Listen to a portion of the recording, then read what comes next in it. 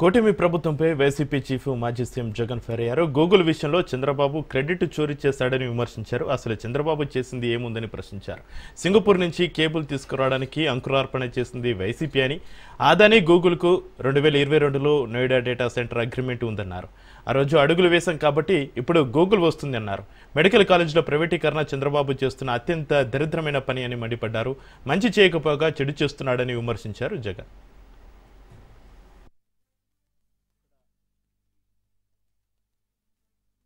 మొదటిసారిగా మన చదువుల్లో లేనిదేమిటి, వెస్టర్న్ చదువుల్లో అడ్వాన్స్డ్ కంట్రీస్లో ఉన్న చదువుల్లో ఉన్నదేమిటి అని మొట్టమొదటిసారిగా బేరీజు వేశాం.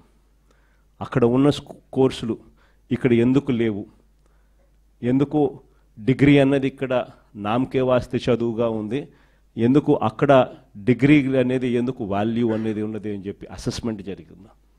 ఎడెక్స్ అని చెప్పి ఒక సంస్థని తీసుకొని వచ్చి ఐవీ లీగ్ కాలేజెస్ అంటే ఈ స్టాన్ఫర్డు, ఎంఐటి, ఇవే కాకుండా ఎల్ఎస్సి, ఇటు పెద్ద పెద్ద యూనివర్సిటీస్ అన్నిటితో కూడా వాళ్ళ ఆన్లైన్ వర్క్, వాళ్ళ చదువులు, వాళ్ళ సర్టిఫికెట్లు, వాళ్ళ డిగ్రీలు మన కోర్సులో కరికులంలో భాగం చేస్తూ సర్టిఫికెట్లు కూడా వాళ్ళ దగ్గర నుంచి వచ్చేట్టుగా, క్రెడిట్స్ వాళ్ళు ఇచ్చేట్టుగా భాగస్వాములను చేస్తూ ఎడెక్స్ ద్వారా మన డిగ్రీలో కరికులంలో ఆన్లైన్ ద్వారా పార్ట్ చేస్తాం. ఇది మొట్టమొదటి మార్పు. డిగ్రీలో క్వాలిటీ ఇంప్రూవ్ చేస్తూ మొట్టమొదటిసారిగా డిగ్రీలో మ్యాండేటరీ ఇంటర్న్షిప్ తీసుకొచ్చినాం.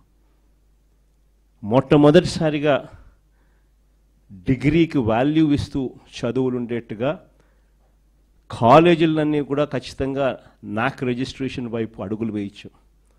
మనం రాకమునుపు ఎన్ని కాలేజీలు తెలుసా నాక్ రిజిస్ట్రేషన్ ఉండేది? 257 కాలేజీలు 2019 నాటికి నాక్ రిజిస్ట్రేషన్లో ఉంటే, మనం వచ్చిన తర్వాత నాక్ రిజిస్ట్రేషన్ కాలేజీలు 2024 ఫిబ్రవరి నాటికల్లా 437 కాలేజీలకు తీసుకొని పోయినాం.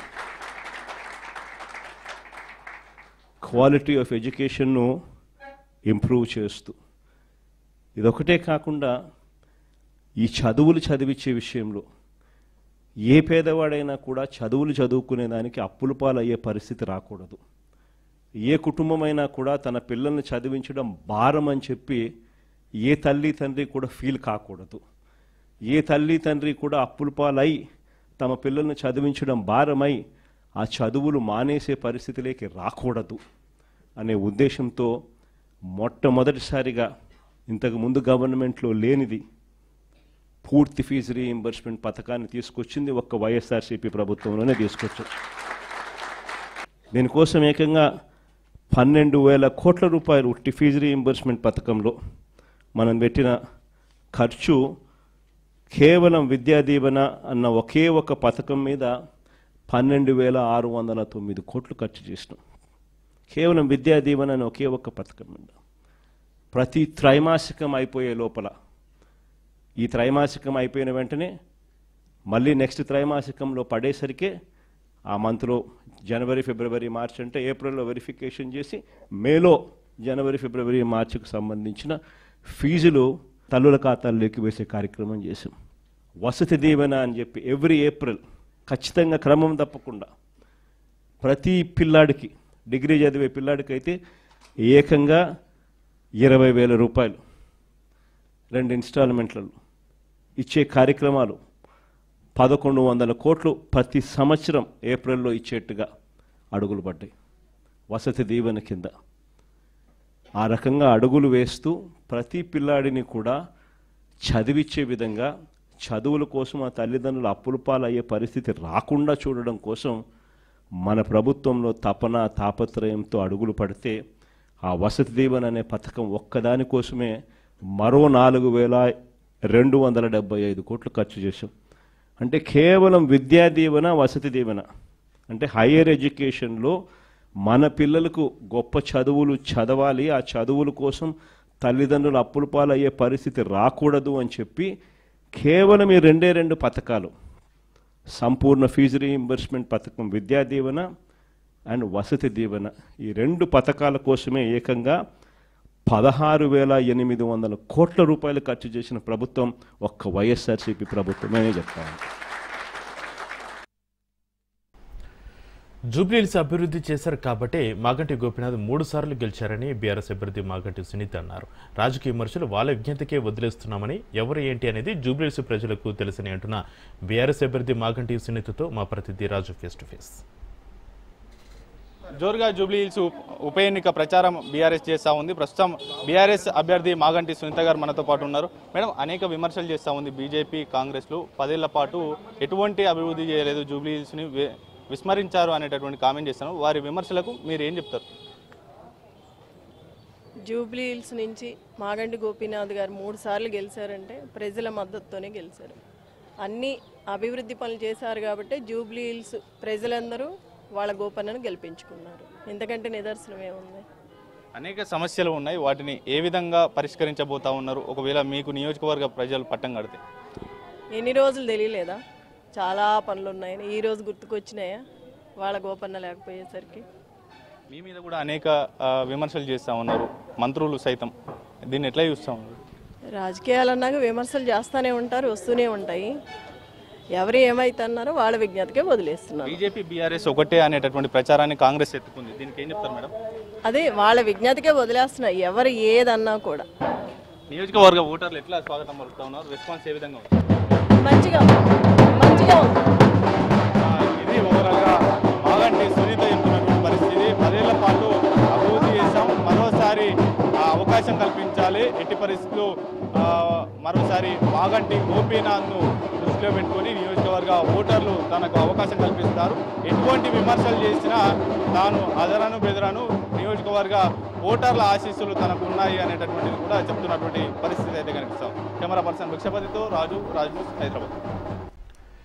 గోమాతను జాతీయ మాతగా ప్రకటించాలని హిందువులంతా కోరారని, కానీ ప్రభుత్వం ఎందుకు నిమ్మకు నీరెత్తినట్టుగా వివరిస్తుందని ప్రశ్నించారు స్వామి పరిపూర్ణానంద. చట్టం చేయగలిగిన పార్లమెంట్లో ఎందుకు చట్టం చేశారన్నారాయణ. పులుల్ని చంపితే నేరం, జింకల్ని వేటాడితే నేరం, వీధుల కుక్కల్ని కూడా చంపొద్దనే రూల్ వచ్చిందని, ఆ పార్టీ విలువ కూడా గోమాతకి చేయదా అని ఆయన ప్రశ్నించారు. సికింద్రాబాద్ ఎంపీ కేంద్ర మంత్రిగా ఉండి పార్లమెంట్లో గోవును జాతీయ జంతువుగా ప్రకటించడానికి ఎలాంటి ప్లాన్లు లేవని ఎలా చెప్తారని ఆయన ప్రశ్నించారు. బతుకున్న గోవుల్ని కాపాడుకునేందుకు చట్టం చేయలేక గోమాతను జాతీయ జంతువుగా ప్రకటించేందుకు మా దగ్గర ఏ ప్లాన్ లేదని డిక్లేర్ చేశారంటే పాలకుల చిత్తశుద్ధి ఏంటో దేశం ఆలోచించాలన్నారు. గోమాతను రక్షించాలన్న లక్ష్యంతో జూబ్లీహిల్స్ ఎన్నికల్లో బరిలో దిగిన శివకుమార్కు మద్దతుగా స్వామి పరిపూర్ణానంద ఇవాళ సోమాజిగూడ ప్రెస్ క్లబ్లో మాట్లాడారు.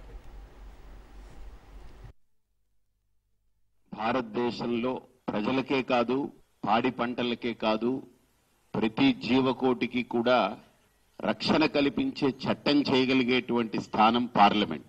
అలాగనే రాష్ట్రాల్లో మనకు అసెంబ్లీ అనుకుంటాం.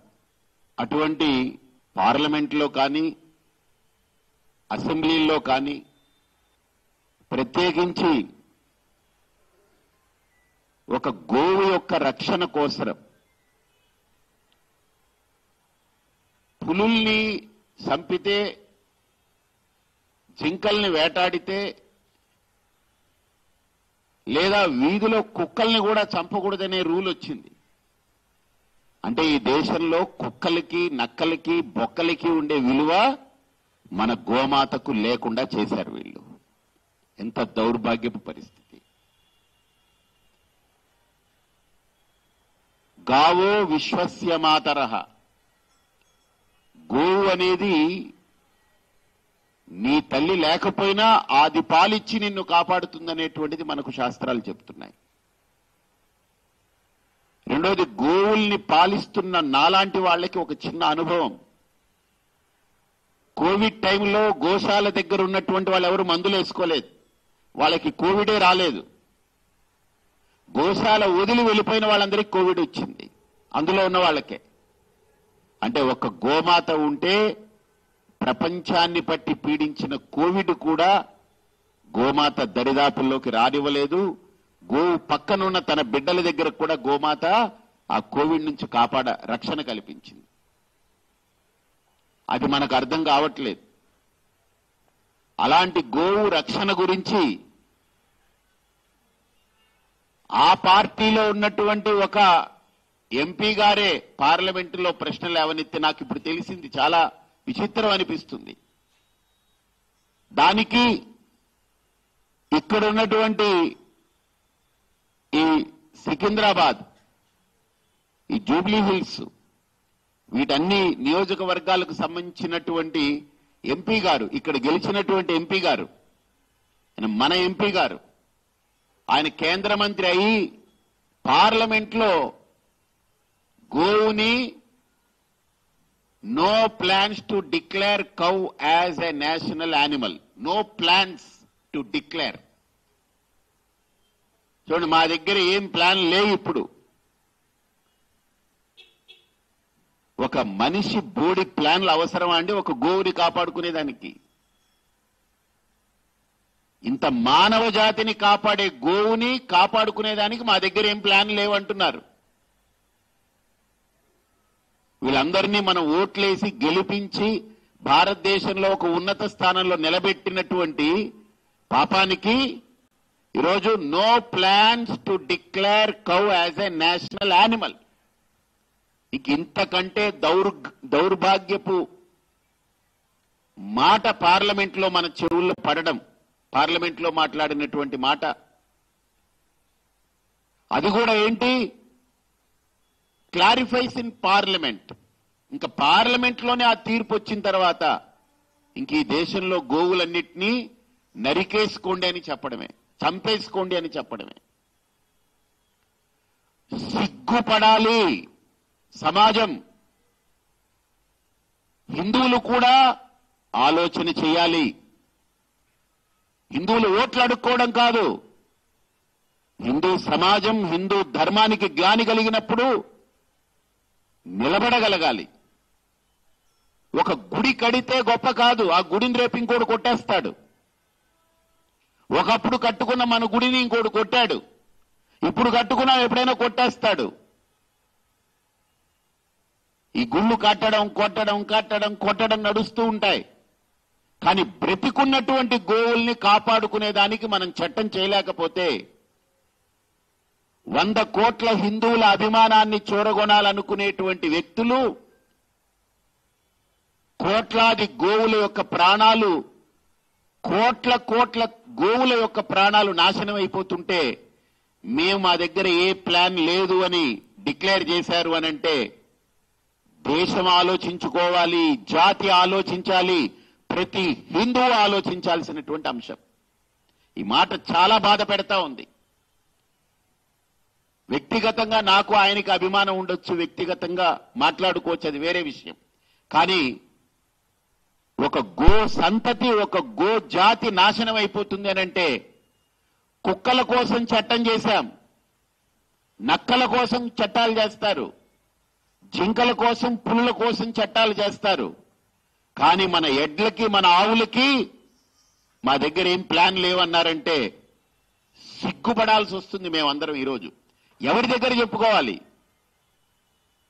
ఎవరైతే దీనికోసం కంకణం కట్టుకుని కాళ్ళకి బలపం కట్టుకుని గోవుకి రక్షణ కల్పిస్తామని చెప్పాలో సిగ్గు లేకుండా ఈ మాట పార్లమెంట్లో మాట్లాడితే ఏం చెప్పాలి? ఎవరికి చెప్పుకోవాలి? దిక్కెవడు ఇంకా?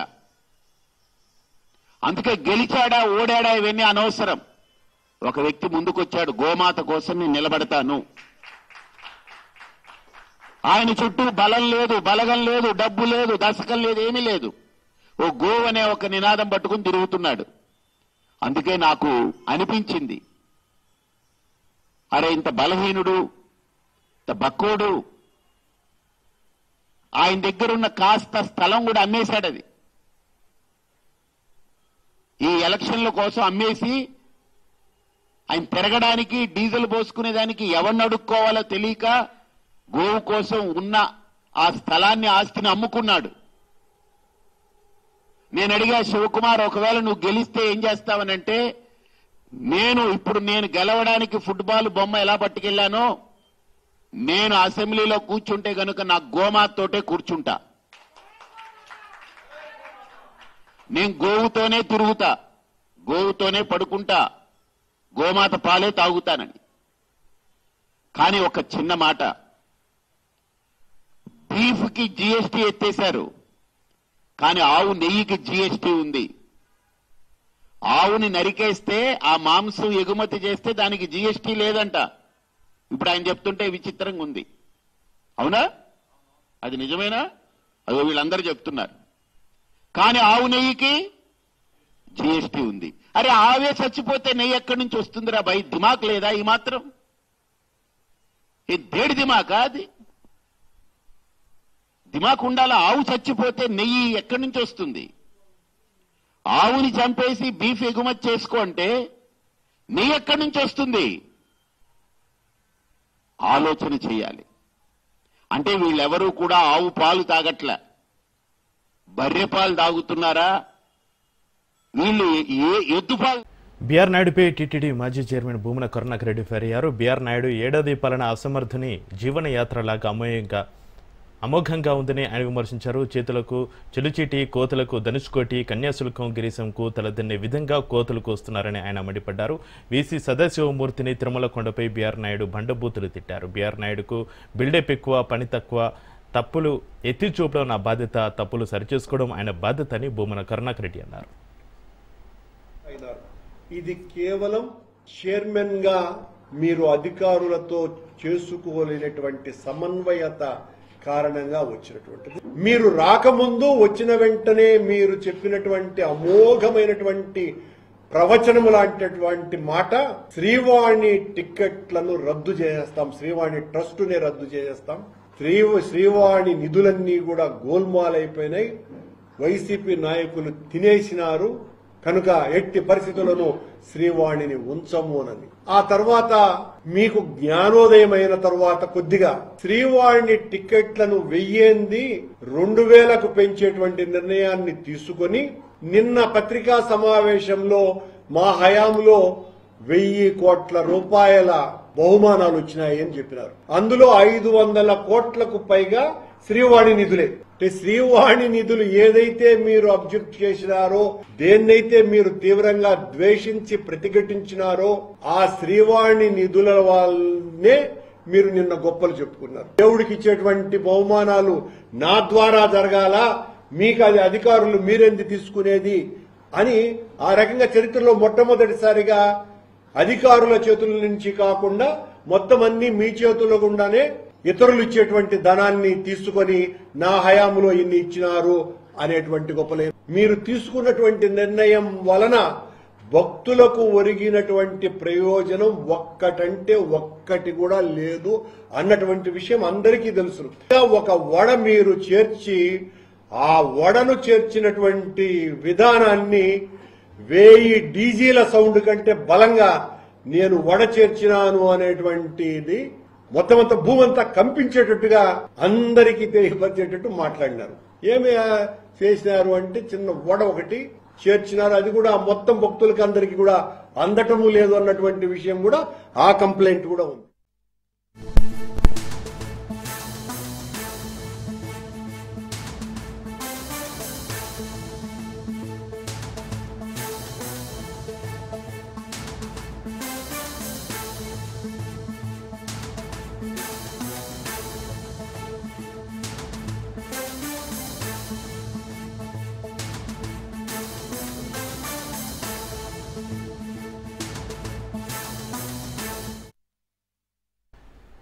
బ్రేకింగ్ న్యూస్ చూస్తున్నా. మహబూబాబాద్ జిల్లా మరిపేడ మండలం నీలకుర్తి ఏఈఓ ఏసీబీ ట్రాప్కు చిక్కాడు. రైతు దగ్గర నుంచి 10,000 రూపాయలు లంచం తీసుకుంటూ దొరికాడు. వ్యవసాయ విస్తరణ అధికారి రైతు బీమా పథకాన్ని వర్తింపచేయడం కోసం రైతు నుంచి లంచం డిమాండ్ చేశాడు.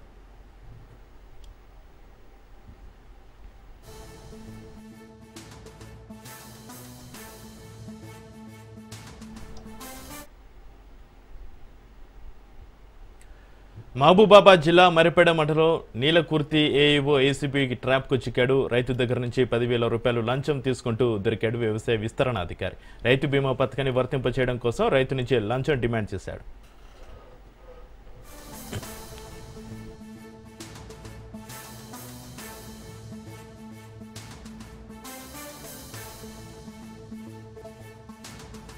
నిజామాబాద్ జిల్లా ఆర్మూరు మున్సిపల్ కార్యాలయం ఎదుట వందల సంఖ్యలో కోతులు దర్శనమిచ్చాయి. న్యాయం కోసం గేటు ఎదుట ధర్నాకు దిగినట్లుగా బెటాయించాయి. అయితే ఆర్మూరులో కోతుల బెడద తీవ్రంగా ఉంది. కోతుల బెడదతోటి తీవ్ర ఇబ్బందులు పడుతున్న స్థానికులు కోతుల పెడత నుంచి విముక్తి కల్పించాలని మున్సిపల్ అధికారులను కోరుతున్నారు. కానీ ఇప్పుడు మున్సిపల్ కార్యాలయం ఎదుటే కోతులు చేరడంతో వారి బాధ ఎవరికి చెప్పుకోవాలో అర్థం కాక తలలు పట్టుకుంటున్నారు మున్సిపల్ కార్యాలయ సిబ్బంది.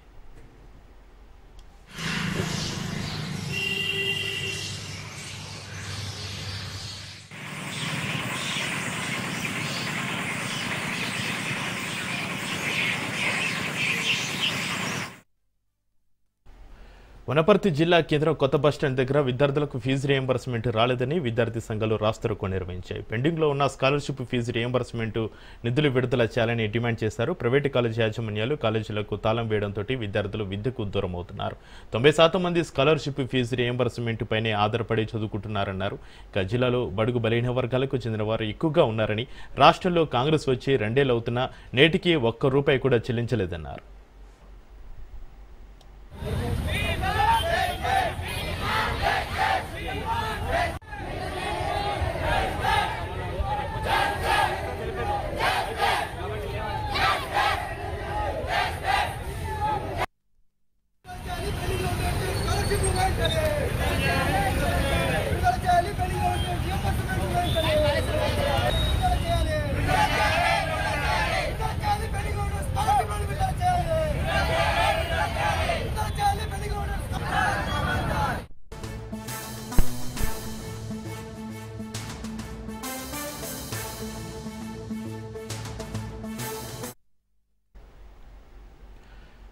Tripura constructions managing partners Pasupuleti Sudhakar, Pasupuleti సుగుణపైన సైబరాబాద్ పోలీసులు కేసు నమోదు చేశారు. తప్పుడు ప్రీ లాంచ్ ఆఫర్ల ద్వారా పెట్టుబడిదారులను మోసం చేశారనే ఆరోపణలపైన కేసు నమోదైంది.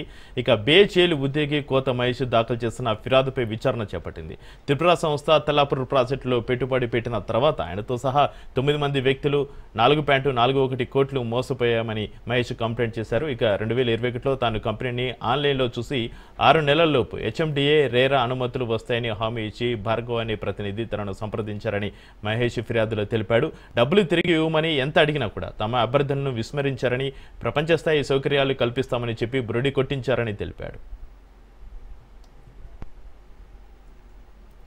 ఇక డిసెంబర్ 2021లో ప్రీ లాంచ్ పథకం కింద 2 BHK ఫ్లాట్ కోసం మహేష్ 35 లక్షల రూపాయలు చెల్లించాడు. 18 నెలల్లో బ్యాంకు హామీ ఇచ్చే అవగాహన ఒప్పందంతో 7.5 తర్వాత కూడా ఎలాంటి అనుమతులు పొందలేదని, ప్రారంభించలేదన్నాడు. ఇక పదే ఫిర్యాదుల తర్వాత కంపెనీ జూన్ 2023లో సమావేశం నిర్వహించి అనుమతులు పెండింగ్లో ఉన్నాయని పేర్కొంటూ భూమి పూజ నిర్వహించారన్నారు. తర్వాత అదనపు ఛార్జీలు డిమాండ్ చేసిందన్నాడు. ఆగస్టులో త్రిపుర నిర్వహణ ప్రాజెక్టును రద్దు చేసినట్లుగా ప్రకటించిందని, కొనుగోలుదారులను ఎక్కువ చెల్లించి ఇతర ప్రాజెక్టులకు మారమని కోరిందన్నాడు. ప్రపంచ స్థాయి సౌకర్యాలు కల్పిస్తామని మోసం చేశారన్నారు బాధితులు. తప్పుడు ప్రకటనలతోటి సోషల్ మీడియా ద్వారా తమను తప్పుదారి పట్టించారని ఆరోపించాడు. పలు సెక్షన్ల కింద పోలీసులు కేసు నమోదు చేసి దర్యాప్తు చేస్తున్నారు.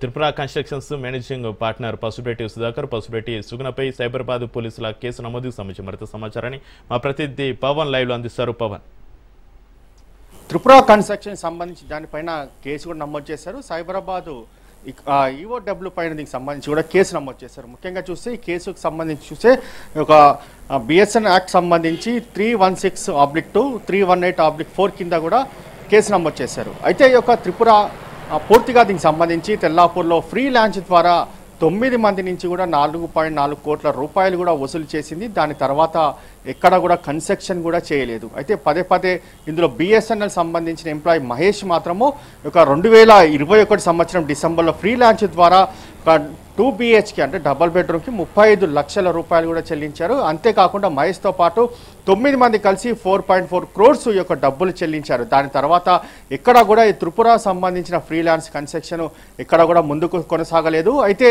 ఇదంతా కూడా ఈ యొక్క డబ్బులు కట్టిన వీరంతా కూడా త్రిపురకు సంబంధించిన మేనేజింగ్ డైరెక్టర్ ఎవరైతే పసుపులేటి సుధాకర్ ఉన్నారో, అంతేకాకుండా మరొక భాగస్వామి పసుపులేటి సుగుణ, వీరిద్దరిని సంప్రదించగా డిసెంబర్ సంబంధించిన నేపథ్యంలో 35 లక్షలు చెల్లించాను. అయితే దీని తర్వాత 2023 సంవత్సరంలో అందరినీ కూడా పిలిచి ఒక మీటింగ్ కూడా ఏర్పాటు చేసి ఇంకా అనుమతులకు 6 నెలల సమయం పడుతుంది, రేరా కావచ్చు, HMDA సంబంధించిన అనుమతులకు 6 నెలలు పడుతుంది. కాబట్టి పూర్తిగా కొంతమంది వెయిట్ చేయాల్సి ఉంటుంది. దాని తర్వాత అదే రోజు కూడా భూమి పూజ కూడా నిర్వహించారు. దాని తర్వాత ఎక్కడ కూడా కన్స్ట్రక్షన్తో ముందుకు కూడా వెళ్ళలేదు. అయితే కొన్ని రోజుల తర్వాత చూస్తే మాత్రం ప్రధానంగా ఈ యొక్క త్రిపురకు సంబంధించిన ఆ యొక్క ఏదైతే అగ్రిమెంట్ ఉందో అది పూర్తిగా రద్దయింది. ఒకవేళ మీరు అధికంగా డబ్బులు చెల్లించి ఇంకో ప్రాజెక్టుకు వెళ్ళాలని చెప్పి కూడా ప్రధానంగా ఇటు పసుపులేటి సుధాకర్ కూడా ఎవరైతే డబ్బులు కట్టారో వారందరూ కూడా చెప్పడంతో తమకు ఇచ్చిన డబ్బులు తిరిగి ఇవ్వాలని చెప్పి కూడా ఎవరైతే డబ్బులు చెల్లించారో వారంతా కూడా భీష్మించి కూర్చున్నారు. దాని తర్వాత ఎక్కడ కూడా పసుపులేటి సుధాకర్ కావచ్చు, పసుపులేటి సుగుణ వీరిద్దరు కూడా ఎవరైతే డబ్బులు కట్టారో బాధితులకు అందుబాటులో లేకుండా కూడా వెళ్ళిపోయారు. కొన్నిసార్లు అందుబాటులోకి వచ్చినా కూడా డబ్బుల విషయం మాత్రం ఎప్పుడు ఇస్తాము అనేది మాత్రం చెల్లించకుండా మోసపూరిత సంబంధించిన వాక్యాలు చెప్తున్నారని చెప్పి కూడా ఫిర్యాదులో పేర్కొన్నారు. ఫిర్యాదులో పేర్కొన్న నేపథ్యంలో దీనికి సంబంధించి సైబరాబాదు వింగ్స్ అంటే ఎకనామిక్స్ వింగ్స్ సంబంధించిన వారిపైన కేసు కూడా నమోదు చేశారు. అయితే ఇద్దరిపైన బిఎస్ఎన్ యాక్ట్ ఎకనామిక్ వింగ్స్ సంబంధించి కేసు నమోదు చేసిన నేపథ్యంలో ఇంకా దీనిపైన ఎఫ్ఐఆర్ నమోదు చేసి ఇప్పటికే ఇన్వెస్టిగేషన్ చేస్తున్నామన్నారు. అయితే త్రిపుర యొక్క కన్స్ట్రక్షన్ ఫ్రీలాన్స్ ద్వారా చాలా మందిని మోసం చేసింది. ఇలాంటి యొక్క మోసపూరిత కంపెనీలను మోసం అంటే యొక్క బాధితులు ఎవరు కూడా నమ్మొద్దు. ఎందుకంటే త్రిపుర సంబంధించిన ఏ లాంచ్ అయినా సరే మనము ఎక్కడ కూడా డబ్బులు పెట్టొద్దని చెప్పి కూడా ఎవరైతే ఫిర్యాదు చేశారో వారంతా కూడా చెప్తున్న పరిస్థితి కూడా చూస్తున్నాం. అంతేకాకుండా వీరిద్దరిని వెంటనే అరెస్ట్ చేసి తాము కట్టిన డబ్బులు తిరిగి చెల్లించాలని చెప్పి కూడా ప్రధానంగా ఇటు బాధితులు కూడా ఆవేదన వ్యక్తం చేస్తున్న పరిస్థితి కనిపిస్తుంది. ఇప్పటికైనా వీరిపైన కఠిన చర్యలు తీసుకోవాలి, వీరిని అరెస్ట్ చేయాలనేది మాత్రము ప్రధానంగా బాధితులు కూడా పెద్ద ఎత్తున డిమాండ్ వ్యక్తం చేస్తున్న పరిస్థితి కనిపిస్తుంది. అయితే ప్రజెంట్ కేసు నమోదు చేసుకున్నాము. వీరంతా కూడా డబ్బులు పూర్తిగా ఆన్లైన్ ద్వారానే చెల్లించారు కాబట్టి పూర్తి అన్ని ఆధారాలను కూడా ఇప్పటికే సైబరాబాద్ సంబంధించిన ఆర్థిక నేర విభాగాలకు సంబంధించి అధికారులు కూడా అన్ని యొక్క సాక్ష్యాధారాలను సేకరించి ఇన్వెస్టిగేషన్ చేస్తున్నాము, త్వరలో న్యాయం చేస్తామని చెప్పి కూడా బాధితులకు కూడా చెప్తున్న పరిస్థితి కనిపిస్తుంది. ఓవరాల్గా చూస్తే మాత్రము త్వరలో వీరిని అరెస్ట్ చేస్తామనేది మాత్రం ప్రధానంగా ఇటు పోలీసులు చెప్తున్న పరిస్థితి కూడా కనిపిస్తుంది. అయితే పవన్, త్రిపుర కన్స్ట్రక్షన్స్ మోసపోయిన కేసు నమోదైంది, పోలీసుల దర్యాప్తు కూడా వైపు కొనసాగుతుంది. ఈ త్రిపుర కన్స్ట్రక్షన్స్ నుంచి ఆ మేనేజింగ్ పార్ట్నర్స్ ఎవరైనా అందుబాటులోకి వచ్చారా, వారు ఏం చెప్తున్నారు? అయితే త్రిపుర సంబంధించి ఫ్రీలాన్స్ ద్వారా బాధితుల నుంచి కూడా డబ్బులు వసూలు చేసిన దాని తర్వాత ఎవరికి కూడా అందుబాటులో లేకుండా వెళ్ళిపోయారు. కేవలం డబ్బులు వసూలు చేసుకున్న దాని తర్వాత వారు ఎక్కడ కూడా ఫోన్లో కూడా అందుబాటులో లేకపోవడము, పదే పదే వాళ్ళ ఆఫీస్ చుట్టూ కూడా తిరగగా ఒకసారి మాత్రం అందుబాటులోకి వచ్చి ఒక మీటింగ్ ఏర్పాటు చేసి ఇంకా హెచ్ఎండిఏ కావచ్చు రేరాకు సంబంధించిన అనుమతులకు 6 నెలల సమయం పడుతుంది, అప్పటి వరకు ఈ యొక్క భూమి పూజ చేస్తామని చెప్పి వారి ముందు కొద్దిగా హంగు ఆర్భాటం ద్వారా ఒక భూమి పూజ కూడా చేశారు. భూమి పూజ చేసిన దాని తర్వాత అక్కడి నుంచి మళ్ళీ వెళ్ళిపోయారు. దాని తర్వాత మళ్ళీ అందుబాటులోకి రాలేదు. మళ్ళీ ఒకసారి అందుబాటులోకి వచ్చి ఈ యొక్క ప్రాజెక్టుకి సంబంధించిన అనుమతులు పూర్తిగా రద్దాయి కాబట్టి అధిక మొత్తంలో డబ్బులు చెల్లించి మరొక ప్రాజెక్టుకి సంబంధించి వెళ్ళాలి అనేది మాత్రం ప్రధానంగా వీరు చెప్తున్న నేపథ్యంలో మేము ఈ యొక్క త్రిపుర సంబంధించిన వారిని నమ్మము, ఇక మేము మోసపోము, తమ డబ్బులు తమకు ఇవ్వాలని చెప్పి కూడా బాధితులు ముక్త కంఠంతో ఒక్కసారిగా తమ ఆవేదన కూడా దీనికి సంబంధించి వారు చెప్తున్న పరిస్థితి కనిపిస్తుంది. ఇప్పటికైనా దీనికి సంబంధించి తమ డబ్బులు ఇంపించాలని చెప్పి కూడా ప్రధానంగా ఇటు బాధితులు కూడా కోరుతున్న పరిస్థితి కూడా చూస్తున్నాము. ఎందుకంటే త్రిపుర సంబంధించి ఇలాంటి ఎవరైతే ఇంటి కళను సంబంధించి ఒక్కొక్క రూపాయి కూడబెట్టుకొని ఒక డబ్బులు చెల్లించి తిరిగి వాళ్ళ చేతిలో మోసపోతే తాము ఎలా తిరిగి బయటపడాలి అనేది మాత్రం ప్రధానంగా ఇటు బాధితులు కూడా ఆవేదన వ్యక్తం చేస్తున్న పరిస్థితి కనిపిస్తుంది. ఇప్పటికైనా పోలీసులు వారిపైన కఠిన చర్యలు తీసుకొని తమ డబ్బులు తమకు ఇప్పించాలని చెప్పి కూడా బాధితులు ఆవేదన వ్యక్తం చేస్తున్నారు. మొత్తానికి మాత్రం వీరిద్దరిపైన అంటే పసుపులేటి సుగుణ, పసుపులేటి సుధాకర్ పైన కూడా కేసు నమోదు చేశారు. నమోదు చేసి ఇన్వెస్టిగేషన్ చేస్తున్నామని చెప్పి కూడా ప్రధానంగా ఇటు పోలీసులు చెప్తున్న పరిస్థితి కూడా కనిపిస్తుంది. Pavan, Tripura constructions managing partners ఎవరైతే ఉన్నారో వాళ్ళు చెప్పిన మాయమాటలకు ఎంతమంది మోసపోయారు బాధితులు? అయితే ఈ యొక్క బాధితులకు సంబంధించి ఒక్కొక్కరిగా ఇప్పటికే ఈ యొక్క విషయం తెలుసుకొని పోలీస్ స్టేషన్ కూడా వస్తున్నారు. సైబరాబాద్ సంబంధించిన ఈఓడబ్ల్యూ పోలీస్ సంబంధించి ఆశ్రయిస్తున్నారు. ఎందుకంటే తాము కూడా మోసపోయాము, ఇక డబ్బులు ఆన్లైన్ ద్వారా ఇక అంటే డబుల్ బిహెచ్కేతో పాటు డబుల్ బెడ్రూమ్, ట్రిపుల్ బెడ్రూమ్ ఇలా కొన్ని చోట్ల సింగిల్ బెడ్రూమ్స్ కూడా బుక్ చేసుకున్నాము, లక్షల రూపాయలు పూర్తిగా ఆన్లైన్లో చెల్లించాము. అప్పట్లో 16 నెలల్లో దీనికి సంబంధించి తమ ఇల్లును కూడా కట్టి తమకు ఇస్తామని చెప్పి త్రిపుర సంబంధించిన కన్స్ట్రక్షన్ వారు ఎక్కడ కూడా తమకు ఇవ్వలేదు అనేది మాత్రం ప్రధానంగా చాలా రోజుల నుంచి కూడా త్రిపుర కన్స్ట్రక్షన్ సంబంధించి వారు పోరాటం కూడా జరుపుతున్నారు. పోరాటం జరుపుతున్నా కూడా ఇక్కడ కూడా వీరికి తగిన న్యాయం మాత్రం జరగలేదు. దీంతో ఈ యొక్క పోలీసులను ఆశ్రయించారు. పోలీసులను ఆశ్రయించిన నేపథ్యంలోనే ఈ కేసు నమోదు చేశారు. ఎందుకంటే త్రిపురకు సంబంధించిన దానిపైన కూడా గతంలో చాలా ఆరోపణలు ఉన్నాయి. ఎందుకంటే చాలా మంది బాధితులను కూడా బెదిరించిన పరిస్థితి కూడా మనం చూస్తున్నాము. అలాంటి యొక్క త్రిపురకు సంబంధించి ఇంకా జీవితంలో ఎవరు కూడా ఈ యొక్క త్రిపుర సంబంధించిన ప్రాజెక్ట్ కనిపించినా ఫ్రీలాన్స్ కనిపించినా ఎవరు కూడా డబ్బులు చెల్లించి మరి మోసపోవద్దు అనేది మాత్రము ప్రధానంగా ఇటు బాధితులు కూడా చెప్తున్న పరిస్థితి కనిపిస్తుంది. ఇప్పటికైనా త్రిపుర కన్స్ట్రక్షన్ సంబంధించి దానిపైన ప్రతి ఒక్కరు కూడా ఒక కంట పెట్టుకోవాలి. ఎందుకంటే ప్రతి ఒక్కరు కూడా రూపాయి కూడా కూడబెట్టుకొని ఈ యొక్క డబ్బులు అంటే సొంతింటి నెరవేర్చుకునేందుకు కూడా ఇలాంటి మోసపూరిత సంబంధించిన త్రిపుర కన్స్ట్రక్షన్ కి డబ్బులు చెల్లించొద్దు అనేది మాత్రము ప్రధానంగా ప్రతి సామాన్యుడు కూడా చెప్తున్న పరిస్థితి కూడా కనిపిస్తుంది. ఎందుకంటే గతంలో కూడా చాలా కంపెనీలు ఇలాంటి మోసాలకు పాల్పడ్డాయి కాబట్టి అదే తరహాలో కూడా త్రిపురకు సంబంధించిన కంపెనీ ఇటు అమాయకులను కూడా మోసం చేసింది అనేది మాత్రం ప్రధానంగా ఇటు పోలీసులకు ఫిర్యాదు చేసిన నేపథ్యంలో కూడా అన్ని విషయాలు కూడా మనకు వెలుగులోకి వస్తున్నాయి. అయితే ఇప్పటికైనా దీనికి సంబంధించి తమకు న్యాయం చేయాలి, ప్రభుత్వం ఇలాంటి ఏదైతే బోగస్ సంబంధించిన కన్స్ట్రక్షన్ కంపెనీలు ఉంటాయో వారిపైన చర్యలు తీసుకోవాలని మాత్రం ప్రధానంగా ఇటు బాధితులు కూడా కోరుతున్నారు. ఇలాంటి బోగస్ కంపెనీలకు సంబంధించి రేరా అనుమతి కావచ్చు, హెచ్ఎండ్బిఏ కంపెనీ సంబంధించిన పూర్తిగా అనుమతులు ఇవ్వద్దు. ఇలాంటికి సంబంధించి ఎవరైతే ఇలాంటి ప్రాజెక్టులు ఫ్రీలాన్స్ ద్వారా పూర్తిగా ప్రజల్లోకి వెళ్తారో ఆన్లైన్ ద్వారా దీనికి సంబంధించి పూర్తిగా అడ్వర్టైజ్ చేసుకుంటారో వారిపైన చర్యలు తీసుకోవాలి. అప్పటికప్పుడే వారిని అరెస్ట్ చేసి రిమాండ్కి తరలిస్తే, ఎందుకంటే సామాన్య ప్రజలు మాత్రము అప్పుడు కొద్దిగా వారు సేఫ్ సైడ్లో ఉంటారు. ఎందుకంటే వారు చెప్పిన ప్రతి మార్గం బురిడీ మార్గం ద్వారా పూర్తిగా లక్షలాది రూపాయలు చెల్లించుకునే దాని తర్వాత చేతులు ఎత్తేయడము ఆనవాయితీగా మారుతుంది. కాబట్టి ఇలాంటి యొక్క త్రిపుర సంబంధించిన వారిపైన చర్యలు తీసుకుంటే మరొక కన్స్ట్రక్షన్ కంపెనీ ఇలాంటి యొక్క మోసపూరిత ప్రకటన చేయాలంటే కూడా భయపడాల్సిన పరిస్థితి ఉందని చెప్పి కూడా బాధితులు చెప్తున్న పరిస్థితి కూడా మనకు కనిపిస్తుంది. అయితే పవన్, త్రిపుర కన్స్ట్రక్షన్స్ తప్పుడు ప్రీ లాంచ్ ఆఫర్ల ద్వారా పెట్టుబడిదారులను మోసం చేసిన ఆరోపణలపైన కేసు నమోదైంది. ప్రస్తుతం సైబరాబాద్ పోలీసులు ఎలాంటి త్రిపురకు సంబంధించి ఫ్రీలాన్స్ ద్వారా అనేక మంది ద్వారా డబ్బులు తీసుకుంది కాబట్టి అలాంటి మోసపూరిత సంబంధించిన దానిపైన ప్రజలు అప్రమత్తంగా ఉండాలి అనే మాత్రం ప్రజలకు సంబంధించి పోలీసులు కూడా కొన్ని హెచ్చరికలు కూడా జారీ చేస్తున్నారు. ఎందుకంటే ఇలాంటి ఫ్రీలాన్స్ ద్వారా చాలా మంది లక్షలాది మంది మోసపోయి రోడ్డున పడ్డ పరిస్థితి కూడా చూస్తున్నాము. అదేవిధంగా త్రిపుర కన్స్ట్రక్షన్ కూడా ఇలాంటి మోసపూరిత ప్రకటనల ద్వారా కోట్లాది రూపాయలు సంబంధించి వసూలు చేసి ఇప్పుడు చేతులు ఎత్తేయడము, పూర్తిగా బాధితులు రోడ్డుపైన పడడం మాత్రం చాలా ఘోరమైన పరిస్థితి కూడా చూస్తున్నాము. ఎందుకంటే ఇలాంటి కన్స్ట్రక్షన్ దానిపైన ఎంత చర్యలు తీసుకుంటే మాత్రమో అంత బాగుంటుందని చెప్పి కూడా బాధితులు చెప్తున్నారు. ఎందుకంటే ప్రతి రూపాయి కూడా తాము కష్టపడి ఒక్కొక్క రూపాయిని కూడబెట్టుకున్నాము, ఒక సొంత ఇంటి నెరవేర్చుకోవడానికే ఇలాంటి ఒక డబ్బులు చెల్లించామే కానీ తమకు ఎక్కువగా డబ్బులుండి తాము చెల్లించలేము అనేది మాత్రం ప్రధానంగా ఇటు బాధితులు కూడా చెప్తున్నారు. ఎందుకంటే తాము చెల్లించిన ప్రతి రూపాయి కూడా పూర్తిగా ఆన్లైన్ ద్వారా చెల్లించాం కాబట్టి దానికి సంబంధించి పూర్తి ఎవిడెన్స్ కూడా తాము ఎక్కడికి వెళ్ళినా కూడా ఇస్తామనేది మాత్రం ప్రధానంగా ఇటు బాధితులు కూడా చెప్తున్నారు. రాబోయే రోజుల్లో ఇలాంటి త్రిపుర సంబంధించి మరోసారి ఫ్రీలాన్స్ పెడితే మాత్రము వెంటనే పోలీసులు అప్రమత్తం కావాలి. అప్రమత్తమై ప్రభుత్వం కూడా ఇలాంటి యొక్క ఫ్రీలాన్స్ ద్వారా ఎవరైతే యొక్క మోసపూరితకు సంబంధించినారో వారిపైన చర్యలు తీసుకోవాలని మాత్రము ప్రధానంగా ఇటు బాధితులకు సంబంధించి కూడా తాము అండగా ఉంటామని చెప్పి మరోవైపు పోలీసులు చెప్తున్నారు. అయితే వీరిని త్వరలో అరెస్ట్ చేసిన దాని తర్వాత కావాల్సిన చర్యలు కూడా తీసుకుంటాము, కఠిన చర్యలు తీసుకుంటాము అనేది మాత్రం ప్రధానంగా ఇటు పోలీసులు చెప్తున్నారు.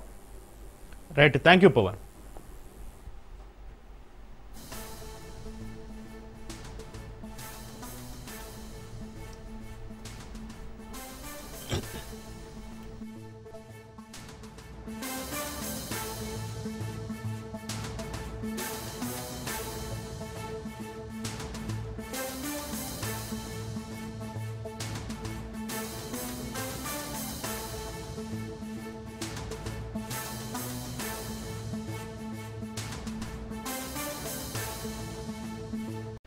బాపట్ల గడియార స్తంభం వద్ద ఘోర రోడ్డు ప్రమాదం సంభవించింది. చీరాల వైపు నుంచి వస్తున్న లారీని సూర్యలంక రోడ్డు వైపు నుంచి వస్తున్న బైక్ ఢీకొట్టింది. ఈ ప్రమాదంలో ఇద్దరు యువకులు అక్కడికక్కడే మృతి చెందారు. మృతులు ఇద్దరు గుంటూరులోని కొరికెపాడు ప్రాంతానికి చెందిన వారిగా గుర్తించారు. షేక్ రిజ్వాన్ 18 సంవత్సరాలు, ఇంటర్ సెకండ్ ఇయర్ చదువుతున్నాడు. ఇక చింతల నాని 21 సంవత్సరాలు, గుంటూరులోని వస్త్ర దుకాణంలో పనిచేస్తున్నారు. ఇద్దరు బాపట్ల బీచ్కు వెళ్ళగా పోలీసులు అనుమతి నిరాకరించారు. దీంతో తిరుగు ప్రయాణంలో అతివేగంగా వచ్చి లారీని ఢీకొట్టడం వలన ఈ ఘటన చోటు చేసుకుంది.